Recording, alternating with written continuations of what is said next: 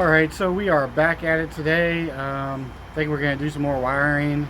Just finish the wiring, straighten it up. That way we can clean the engine bay and degrease it and get it painted. We can't get the engine in until the engine bay is cleaned up. But we also need to clean the engine itself. But before I do that, I need to fix my pressure washer. I have a new carburetor for it, so I need to do that. And I need to finish cleaning up my mess. We have all the wiring pretty much situated. I need to get some more loom to finish this up. I don't have enough. You know, I might, but I don't think I do. Another thing I need to deal with is the rear, because it is a four-wheel drive, but all the four-wheel drive stuff has been robbed of this car. So the only thing holding the rear wheels on are the hubs are pressed into the bearings, and that's basically it. So I need to get like an axle cap to shove in there to bolt it down basically. And I have this axle here that I'm gonna break the boot off just because it's no good. So we'll break that off, and then I need to finish getting this axle out of this steering knuckle and pop that boot off, and then hopefully the splines are the same, because these are for front EX. I think it's from a EX sedan. I'm not sure if the splines on the axles are the same, so we're gonna have to find out. And again, we need to clean the engine, because I don't want to put this dirty ass engine into a nice engine bay. So anyway, let's get started with the wiring. Alright, so my donor harness has some loom that I can rob from it to finish up the passenger side harness. So we're going to go ahead and strip the rest of this, and then we can finish looming the passenger side.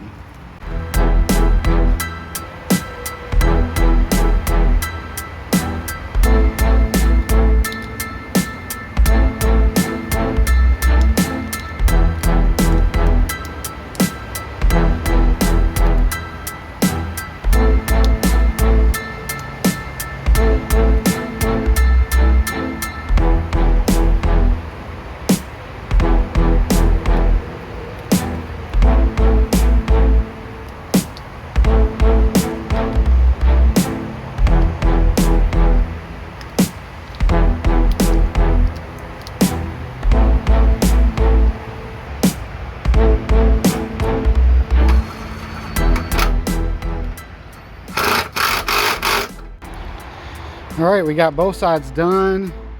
We got that wrapped up and that notched. Our horn, I don't know where I'm going to put that. I probably won't even have one. Then our ground block. We've got our marker lights here. Our bumper lights. And then our headlights. And the headlights fit perfect because the blue goes over here and the white goes right here. So it's like barely just enough wiring. So we got that done. It looks really good, I think. And then we have the same thing over here.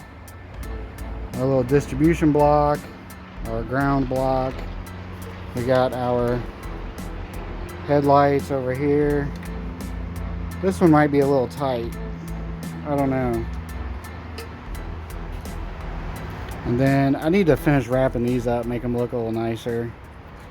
This is the wiper motor, so I want to figure out where exactly I want to put that, because it's gonna be, it has to be in the engine bay.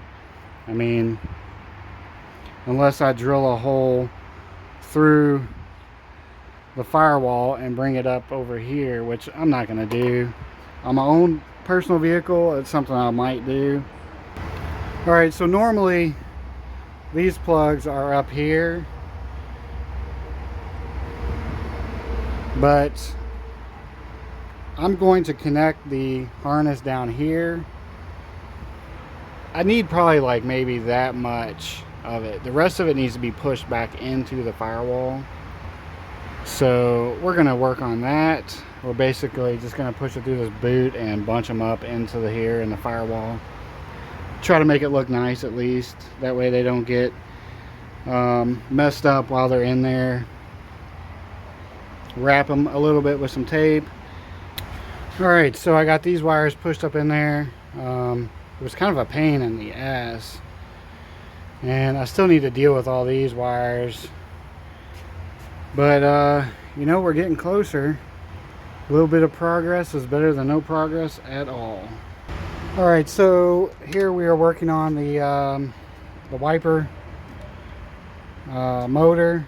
And I'm just going to run it from there up under, plug it in, and then this ground wire that actually went into the ground distribution block that I stuck under here. We are going to run this to this bolt and just ground it right there. I need to get some the little eye connectors, so that's where that's going. We can go ahead and loom this section up as we're done with that.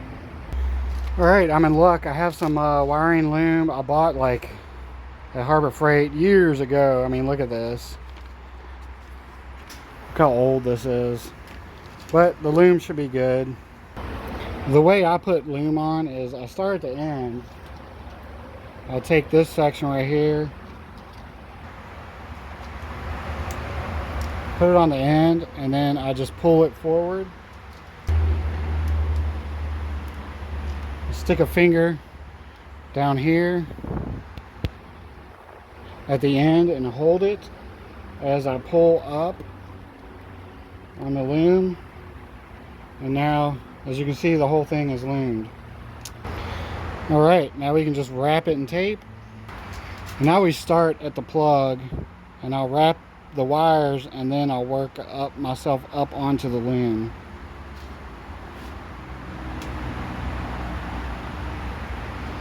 And you want to pull it tight.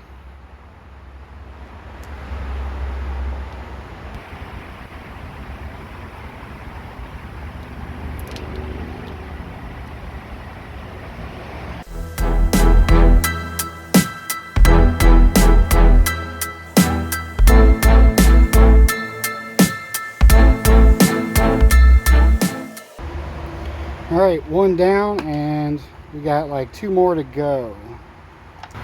All right, next we're going to do the TPS and the like purge valve for the charcoal canister. But I'm going to pull this out, and I'm not going to cut it off.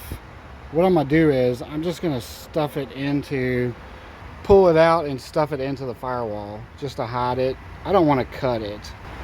I don't know, maybe one day somebody might put this back to factory. I seriously doubt it, but I just don't want to cut it. Alright, so we got this pulled through.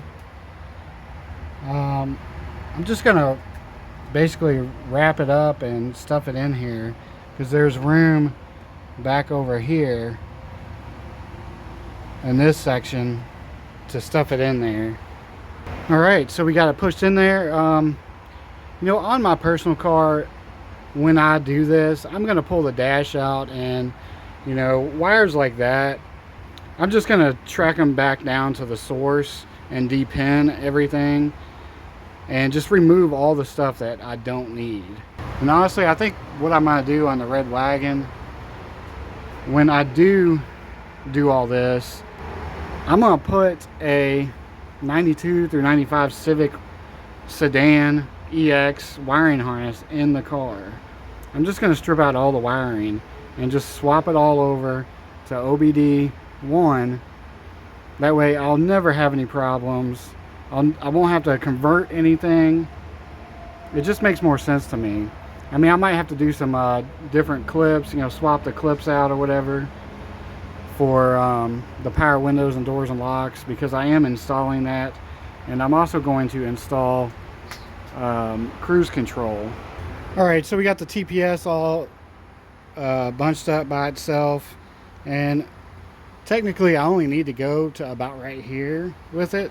So we have all this extra wire. I'm going to push that back up into the firewall. That way we don't have so much extra wiring. One step closer, we got our map sensor loomed up, and now we need to get this one, which I've been saying this is the distributor, and I think that's what it is, but I don't know 100%. So I'm gonna go look at my red wagon to make sure the wires are the same, and that is what it is. All right, so on the red wagon and even in the Beagle, the black wire is so much thicker on the distributor, but they are the same color wire, so I'm pretty sure that this does go to the distributor. So we are going to measure out and figure out how much wire we need so we can reach the distributor and still have a minimal amount of wiring, and so it can look kind of tucked. All right, so I think what I'm gonna do is I'm gonna keep like this much hanging out, and the rest of this will go up under the dash. And there is this relay right here that connects to this. I'm gonna put that under the dash, and there's a ground wire that I'll mount under the dash to the chassis. I think that right there will be more than enough to reach the distributor, and then plus I'll have room to get the relay mounted up under the dash. All right, so this one's a little tricky just because I've got a wire on this side of it, and then the other two wires are over here, and they're all like intermingled in the harness or in the wiring.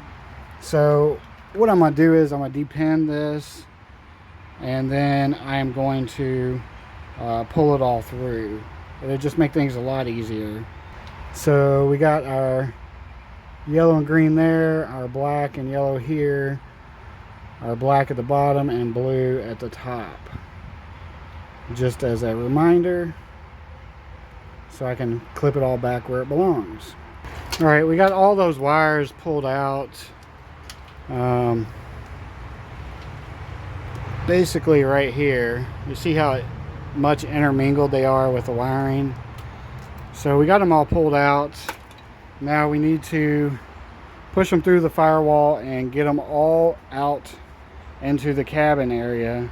But it's getting late and I am, all right, well, it's like 4:30 and I still need to go to the grocery store to get some things for dinner. And it's hot as hell out here. I'm burning up. But I'm gonna end this video here. I know it was probably kind of short.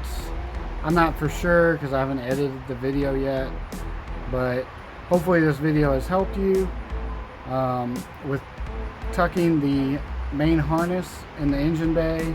And of course we will pick up tomorrow with where we left off. If you need help, please join the Facebook group Mr. JDM. The link is in the description, where you can post your comments and your questions, or you can try to answer other members' questions, because we would all appreciate that. But anyway, thanks for hanging out, and I will see you all in the next video.